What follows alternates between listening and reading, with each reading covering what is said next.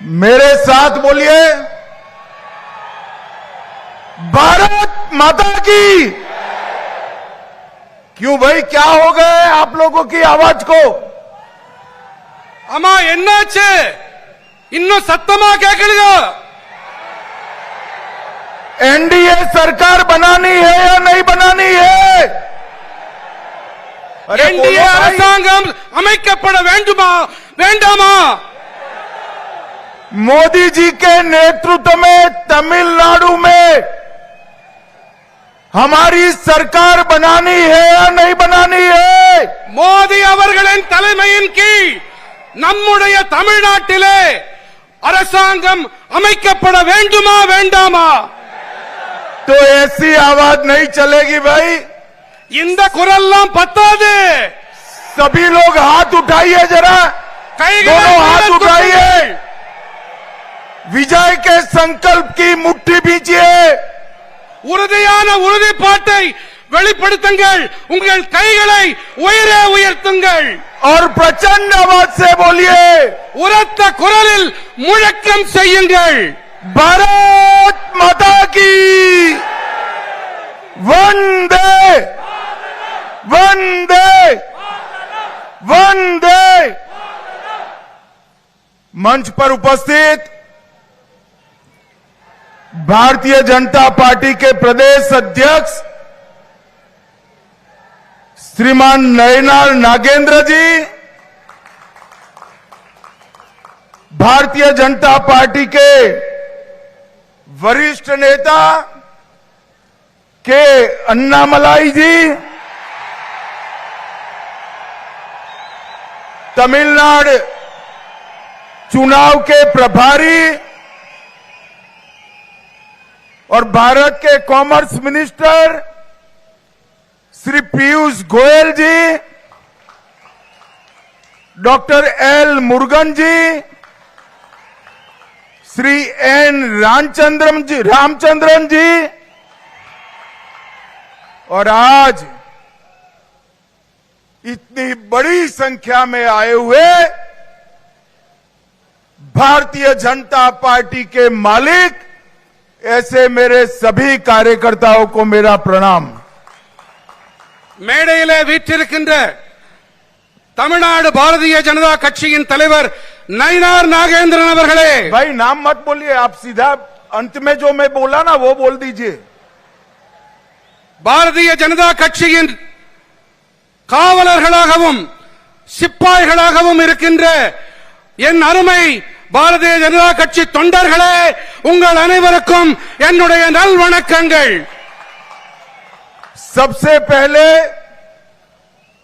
मैं महान तमिल भाषा में आपसे बात नहीं कर सकता हूं, इसलिए हाथ जोड़कर आपसे माफी मांगता हूं।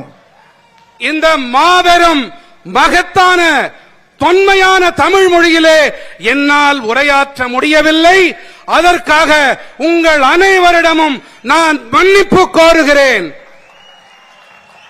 मैं तमिलनाडु की इस पावन पवित्र भूमि को प्रणाम कर कर मेरी बात की शुरुआत करता हूं। தமிழ்நாட்டின் இந்த புனிதமான மண்ணுக்கு நான் என்னுடைய நல் வணக்கங்களை தெரிவித்துக் கொண்டு என்னுடைய உரையை துவங்குகின்றேன்। यही भूमि के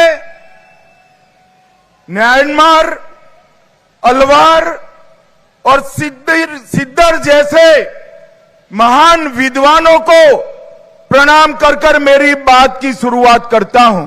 இந்த மண்ணுக்கே உரித்தான ஆழ்வார்கள், நாயன்மார்கள், சித்த புருஷர்கள் அவர்களுக்கு நான் தலை வணங்கி என்னுடைய உரையை துவங்குகின்றேன்। जिसके साथ चोला और पांडे वंश का महान विरासत जुड़ा है, ऐसी पुडुकोट्टई में आकर मैं आप सबको बहुत बहुत अभिवादन करता हूं। இங்கே மாபெரும் சோழ சாம்ராஜ்யம், அத்தகைய சாம்ராஜ்யத்தை இங்கே அந்த சாம்ராஜ்யம் இருந்த அத்தகைய புதுக்கோட்டைக்கு நான் என்னுடைய உரையை துவக்குகின்றேன். मैं भगवान गोकर्णेश्वर और देवी बृहद को प्रणाम कर कर मेरी बात की शुरुआत करता हूं. சிவனாருக்கும் உமையவளுக்கும் நான் என்னுடைய தலையை வணங்கி அவர்களுக்கு சிரம் தாழ்த்தி என்னுடைய உரையை துவங்குகின்றேன். मित्रों, आज भारत के महान सपूत तमिलनाडु के ही लाल जेसी कुमारप्पा की जन्मतिथि है. मैं उनको भी याद करना चाहता हूं.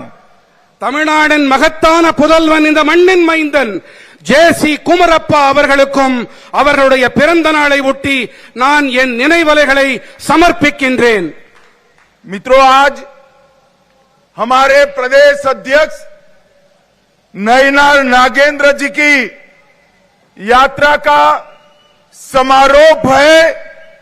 ये समारोह में आए हुए सभी कार्यकर्ताओं को मैं विश्वास दिलाना चाहता हूं कि अप्रैल 2026 में तमिलनाडु में एनडीए की सरकार बनने जा रही है. தமிழகம் தலை நிமிர தமிழனின் பயணம். இந்த பயணத்தை மேற்கொண்ட தமிழ்நாடு பாரதிய ஜனதா கட்சியின் தலைவர் நயினார் நாகேந்திரன் அவர்கள் இந்த நிறைவு விழாவுக்கு ஏற்பாடு செய்திருக்கிறார். இந்த நிறைவு விழாவிலே நான் ஒரு விஷயத்தை கூறிக்கொள்ள விரும்புகிறேன். ஏப்ரல் மாதம் 2026 தேதி இங்கே தமிழ்நாட்டிலே பாரதிய ஜனதா கட்சியின் என்டிஏ தலைமையிலான இங்கே ஆட்சி மலரும். मित्रों, मैं आज इस विराट सभा के माध्यम से तमिलनाडु की जनता का भी आह्वान करना चाहता हूं कि आइए नरेंद्र मोदी जी के नेतृत्व में भारत की विकास यात्रा में हम हमारे तमिलनाडु को भी जोड़ दें. இங்கே இந்த மாபெரும் அவையின் வாயிலாக நான் தமிழ்நாட்டைச் சேர்ந்த மக்களுக்கும் அறைகூவல் விடுக்கிறேன். வாருங்கள், மாண்புமிகு பாரத பிரதமர் நரேந்திர மோடி அவர்களின் தலைமையின் கீழ் நாம் அணிவகுப்போம். பாரதத்தின் வளர்ச்சி பாதையிலே, வளர்ச்சி பயணத்திலே இந்த பயணம் நிறைவு பயணத்தின் வாயிலாக நாம் அதில் பங்கு பெறுவோம். मित्रों, इस यात्रा ने 12 अक्टूबर से आज तक लगभग पूरे तमिलनाडु में जनसंपर्क के कार्यक्रम किए हैं. இந்த தமிழகம் தலை நிமிர தமிழனின் பயணம், இந்த பயணம் அக்டோபர் மாதம் 12ஆம் தேதி துவங்கியது. இதிலே கிட்டத்தட்ட தமிழ்நாட்டைச் சேர்ந்த அனைத்து மட்ட மக்களோடும் இங்கே தொடர்பு கொள்ளப்பட்டிருக்கிறது. आने वाले चुनाव में भारतीय जनता पार्टी एआईडीएमके के साथ, हमारे और साथी दलों के साथ एक मजबूत गठबंधन कर कांग्रेस और डीएमके को अंतिम लड़ाई देने का काम करने वाली है. இனி வரவிருக்கின்ற நாட்களிலே காதல விழுதா வரவிருக்கின்ற நாட்களிலே பாரதிய ஜனதா கட்சியும் அனைத்திந்திய அண்ணா திராவிட முன்னேற்ற கழகமும் இன்னும் பிற கூட்டணி கட்சிகளும் வலுவான கூட்டணி அமைத்து இங்கே ஆட்சி அமைக்கப் போகிறோம். हर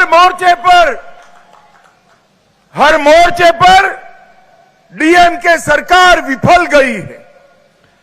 எப்பாடுபட்டாவது எப்படியாவது இந்த திராவிட முன்னேற்ற கழக கூட்டணி ஆட்சியை நாம் ஒழித்தே தீருவோம், முடிவு கட்டியே தீருவோம். पूरे भारत में सबसे करप्ट गवर्नमेंट अगर कहीं पर है तो दुर्भाग्य से वो तमिलनाडु में है. மக்களே, ஒரு விஷயத்தை கொஞ்சம் கவனமா கேளுங்க. ஒட்டுமொத்த பாரதத்திலையும் எங்கேயாவது மிகப்பெரிய ஊழல் நிறைந்த கட்சி, மிகப்பெரிய ஊழல் நிறைந்த ஆட்சி என்று சொன்னால் அது தமிழ்நாட்டின் திராவிட முன்னேற்ற கழக ஆட்சிதான். भाई साहब, मैं बोलूं इतना ही बोलिए आप. तमिलनाडु सरकार बोला तो इतना ही बोलिए आप. अपने घोषणा पत्र का सबसे कम वादों को पूरा करने वाली कोई सरकार है तो तमिलनाडु में डीएमके सरकार है. தேர்தல் அறிக்கையிலே மிக குறைவான அளவு வாக்குறுதிகளை நிறைவேற்றி இருக்கிற கட்சி என்றால் அது திராவிட முன்னேற்ற கழகத்தின் இந்த ஆட்சிதான். तमिलनाडु के अंदर तमिलनाडु के माताओं बहनों की कोई सुरक्षा की गारंटी नहीं है. தமிழ்நாட்டிலே தாய்மார்கள் சகோதரிமார்களுக்கு எந்தவித பாதுகாப்பும் இன்று இல்லை. मित्रों, तमिलनाडु सरकार का एकमात्र उद्देश्य है स्टालिन जी के बेटे उदयनिधि को मुख्यमंत्री बनाना.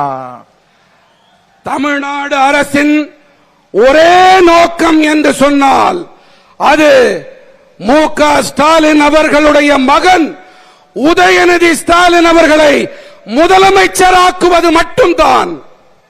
मैं आज तमिलनाडु की जनता को कहने आया हूं, तमिलनाडु के अंदर अब ये परिवार की राजनीति को समाप्त करने का समय आ गया है.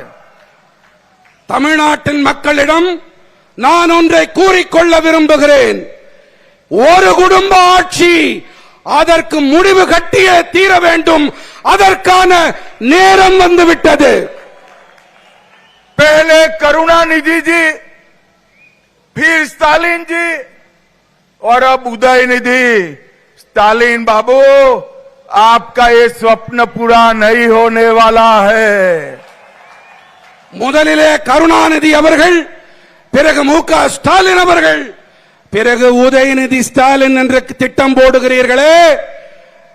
ஸ்டாலின் அவர்களே, உங்களுடைய கனவு மெய்யாகாது.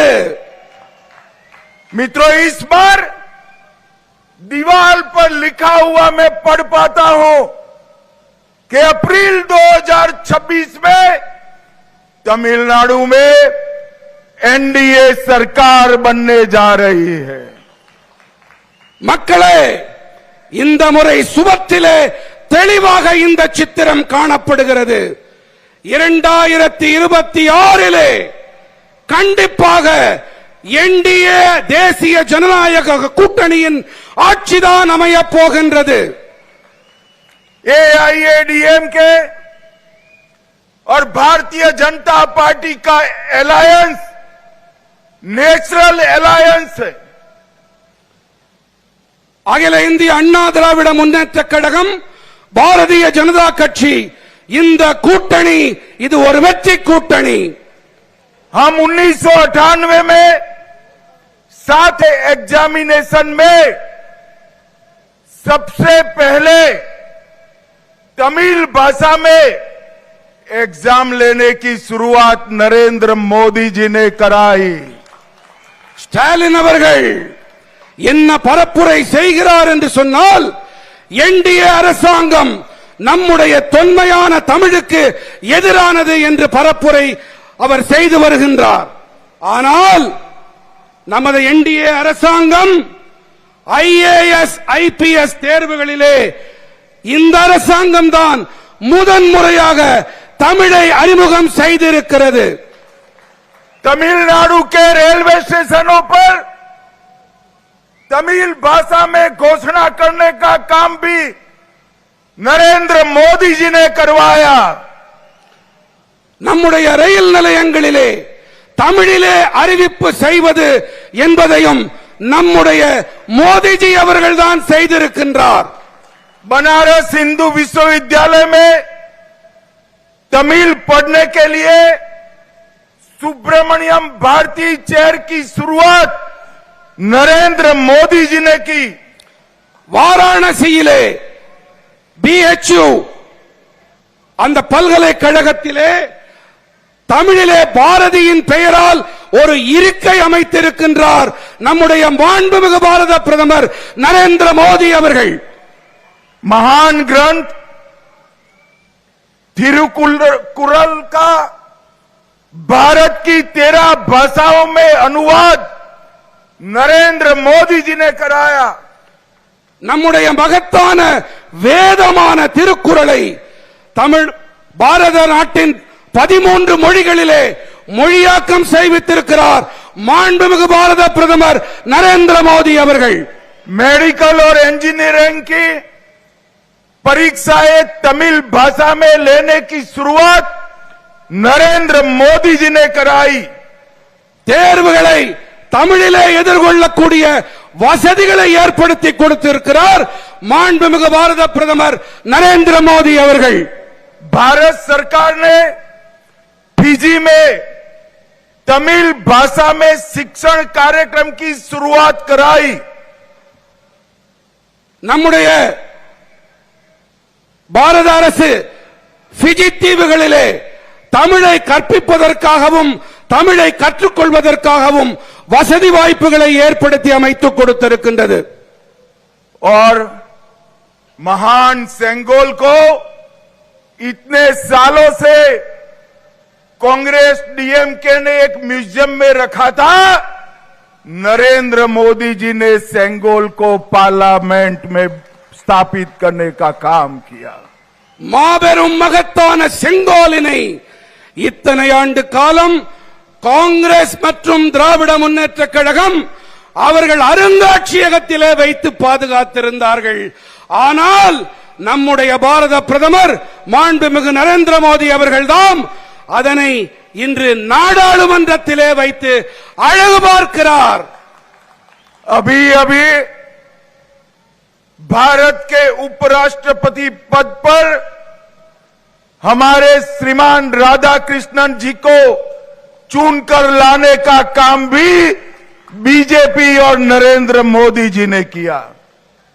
நம்முடைய துணை குடியரசுத் தலைவராக தமிழரான சிபி ராதாகிருஷ்ணன் அவர்களையும் பதவியில் அமர்த்தி அழகு பார்த்திருக்கிறார் நம்முடைய பாரத பிரதமர் மாண்புமிகு நரேந்திர மோடி அவர்கள்। भाइयों बहनों, एडीएम के सरकार भ्रष्टाचार का पर्याय बन चुकी है। சகோதர சகோதரிகளே, इनमें कर्मचारी भी सड़क पर आने के लिए मजबूर हुए हैं। சகோதர சகோதரிகளே, தமிழ்நாடு அரசாங்கம் எத்தனை மோசமானது என்று சொன்னால் அரசு ஊழியர்கள் தெருவில் இறங்கி போராடக்கூடிய ஒரு அவல நிலைமை நிலவுகிறது। जब सफाई कर्मचारी प्रदर्शन करते हैं उन पर लाठियां चलाई जाती है। துப்புரவு பணியாளர்கள் போராட்டத்திலே ஈடுபட்டால் அவர்கள் மீது தடியடி நடத்தப்படுகின்றது। स्कूल शिक्षक रोड पर आते हैं तो 1300 महिला शिक्षिका को जेल में डाल दिया जाता है। ஆசிரிய பெருமக்கள் அவர்கள் தெருவில் இறங்கி போராடக்கூடிய கட்டாயத்திற்கு உள்ளாக்கப்படுகின்றார்கள்। அதிலே அவர்கள் மீது 1300 பெண் ஆசிரியைகள் மீது அவர்கள் கைது செய்யப்பட்டு வன்முறைக்கு ஆளாக்கப்படுகின்றார்கள்। Nurse, community health officer, anganwadi worker protest करते हैं तो 600 नर्सों को जेल में डालने का काम होता है। ஆங்கன்வாடி பணியாளர்கள் போன்ற அரசு பணியாளர்கள் போராட்டத்திலே இறங்கினால் அவர்கள் உடனடியாக சிறைச்சாலைகளுக்கு அனுப்பப்படுகின்றார்கள்। किसानों को भी धोखा देने का काम तमिलनाडु सरकार ने किया है। விவசாயிகளை கூட அவர்கள் சும்மா விட்டு வைக்கவில்லை, விவசாயிகளையும் அவர்கள் கொடுமைக்கு ஆட்படுத்துகின்றார்கள், ஏமாற்றுகின்றார்கள். डीएमके सरकार ने तमिलनाडु को डंपिंग ग्राउंड बनाया है. दूसरे राज्यों का खतरनाक बायोमेडिकल कचरा तमिलनाडु की पवित्र नदियों में डाला जा रहा है.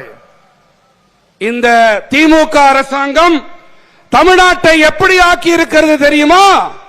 மற்ற மாநிலங்களைச் சேர்ந்த நச்சு கழிவுகள், அந்த கழிவுகளின் குப்பை கிடங்காக நம்முடைய தமிழ்நாட்டை ஆக்கி இருக்கின்றார்கள். और भाइयों बहनों, तमिलनाडु में हिंदू आस्था के, हिंदुओं के विश्वास के अपमान का सिलसिला इन्होंने चलाकर रखा है. தமிழ்நாட்டிலே இந்துக்களுக்கும் சரி, அவர்களுடைய சமய நம்பிக்கைகளுக்கும் சரி, வழிபாட்டு முறைகளுக்கும் சரி, முடிவு கட்டும் வகையிலே தமிழ்நாடு அரசு செயல்பட்டுக் கொண்டிருக்கின்றது. तमिलनाडु में अयोध्या राम मंदिर भूमि पूजन के वक्त अघोषित कर्फ्यू लगाया जाता है. தமிழ்நாட்டிலே அயோத்தியின் ராமர் ஆலயத்தின் பூமி பூஜையின் போது அறிவிக்கப்படாத ஊரடங்கு பிறப்பிக்கப்பட்டது. उनके वरिष्ठ नेता सनातन धर्म को डेंगू और मलेरिया बताते हैं. அவர்களுடைய மூத்த தலைவர் சனாதன தர்மத்தை என்ன கூறினார்? டெங்கு, மலேரியா இவற்றோடு ஒப்பிட்டார். हिंदुओं के प्रोसेशन पर स्टे लगा दिया जाता है. இந்துக்களின் ஊர்வலங்கள் என்றால் அதற்கு தடை விதிக்கப்படுகின்றது. हिंदुओं के मूर्ति विसर्जन पर भी स्टे लगाने का काम डीएमके सरकार करती है. நம்முடைய மூர்த்திகளை, நம்முடைய திருவுருவங்களை நாம் கடலிலே ஆற்றிலே சென்று கரைப்பதற்கு கூட தடைகள் விதிக்கப்படுகின்றன. मैं स्टालिन जी को कहना चाहता हूं, हमारे संविधान की मर्यादाओं को आपने हिंदू समाज पर अत्याचार कर कर तोड़ने का काम किया है. நான் ஸ்டாலின் அவர்களுக்கு ஒன்றை கூற விரும்புகின்றேன். நம்முடைய அரசியல் சட்டத்தின் மாண்பினை குலைத்திருக்கிறீர்கள். இந்துக்களின் சமய உரிமைகளை பறித்திருக்கின்றீர்கள். भाइयों बहनों, मोदी जी की सरकार ने तमिलनाडु में कई बड़े बड़े इंफ्रास्ट्रक्चर प्रोजेक्ट दिए हैं. நம்முடைய மதிப்பிற்குரிய பாரத பிரதமர் நரேந்திர மோடி அவர்களின் அரசு தமிழ்நாட்டிற்கு பல பல கட்டமைப்பு திட்டங்களை அறிவித்திருக்கின்றது, செயல்படுத்துவதற்காக அதை அறிவித்திருக்கின்றது. 2004 से 14 तक जिसमें डीएमके भी केंद्र में हिस्सेदार था, तमिलनाडु को केवल 1,53,000 रुपीस मिले थे. 2004 ஆண்டு முதல் 2014 ஆண்டு வரை யார் மத்தியிலே ஆட்சி செய்தார்களோ அவர்கள் மூலமாக தமிழ்நாட்டிற்கு 1,00,000 கோடி 53,000 ரூபாய் மட்டுமே கிடைத்தது. मैं पूरी लिस्ट लेकर आया हूं. நான் பட்டியல் முழுவதையும் கொண்டு வந்திருக்கிறேன். 2004 से 14 में 1,53,000 करोड़ के सामने नरेंद्र मोदी जी ने 2014 से 24 में 11 लाख करोड़ रुपीस देने का काम किया है. ஒரு ஒப்பீடு செய்வோமா? ஒப்பீடு செய்யலாமா? 2004 முதல் 2014 வரை 1,00,000 கோடி 53,000 ஒரு பக்கம். 2014 முதல் 2024 மாண்புமிகு பாரத பிரதமர் நரேந்திர மோடி அவர்கள் தமிழ்நாட்டிற்கு கொடுத்திருக்கக்கூடிய தொகை 11,00,000 கோடி. मित्रों, 2024 से नरेंद्र मोदी जी के नेतृत्व में एनडीए की एक प्रचंड विजय यात्रा चल रही है। 2024 துவங்கி மோடி அரசு மாபெரும் வெற்றி பயணத்தை தொடர்ந்து நடத்தி கொண்டு வருகின்றது। 2024 में हमारे नेता नरेंद्र मोदी जी तीसरी बार प्रधानमंत्री बने। 2024 ஆண்டு நமக்கு மிகவும் பிரியமான நரேந்திர மோடி அவர்கள் மூன்றாவது முறையாக நாட்டின் பிரதமராக பொறுப்பேற்றுக் கொண்டார்।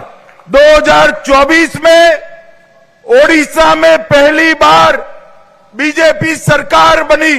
2024 ஆண்டிலே முதன்முறையாக ஒரிசாவிலே நம்முடைய பாரதிய ஜனதா கட்சி ஆட்சி அமைத்தது।